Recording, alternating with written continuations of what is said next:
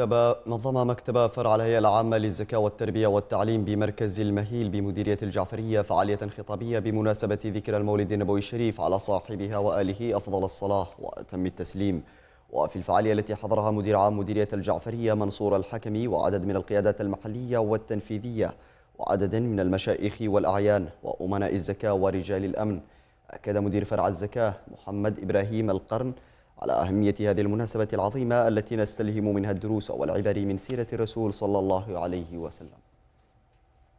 بمناسبة الاستعداد لإحياء ذكرى ميلاد سيد البشر وإمام المرسلين محمد بن عبد الله عليه الصلاة والسلام، وبهذه المناسبة يسر فرعي الهيئة العامة للزكاة أن يهديكم بحلول ذكرى ميلاد الرسول صلى الله عليه وسلم، والذي يجب علينا إحياء هذه المناسبة بالفعاليات والاحتفالات ومظاهر الفرح والسرور ابتهاجا وحبا بمولده واقتداء بسنته وعملا برسالته.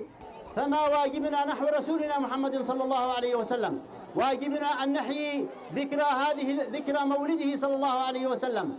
إذا كانت الشعوب الفاجرة، وإذا كانت الشعوب المارقة، وإذا كانت الشعوب الخارجة عن الملة والخارجة عن الأخلاق والمبادئ تحتفل بزعامتها وتحتفل برؤسائها وتحتفل بكبرائها وتحتفل برسلها كما تسميه، فالأولى بنا والأقدر بنا أن نحتفل بنبينا وحبيبنا محمد صلى الله عليه وسلم.